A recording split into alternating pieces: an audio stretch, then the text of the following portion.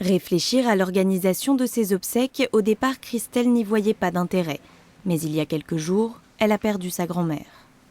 Là, j'ai vraiment pris conscience de tout ce qui arrive au moment d'un décès, et notamment toute la partie administrative qui est très lourde à gérer, et où, pour ceux qui restent, ah mais quel bonheur si on avait pu me donner quelques pistes pour faire plaisir à la personne qui est partie. En quelques clics, Christelle a donc décidé de prendre les devants.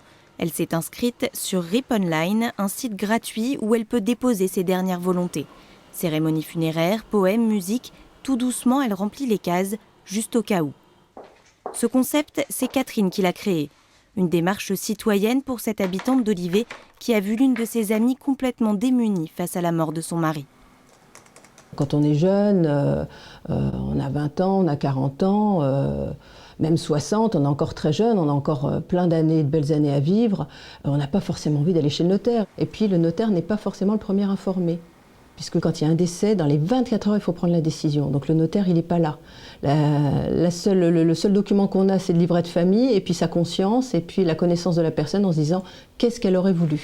Jérôme, lui, n'a jamais osé aborder le sujet de sa mort avec ses proches.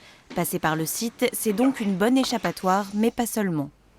C'est aussi l'envie qu'à la fin, ce soit mes volontés qui soient respectées, plutôt qu'une organisation où on pense que c'est des choses qui m'auraient touché, qui m'auraient fait plaisir. Là, réellement, c'est des choses auxquelles je pense. Aujourd'hui, j'ai envie qu'on passe telle musique, j'ai envie de voir telle personne. Demain, ça sera peut-être différent.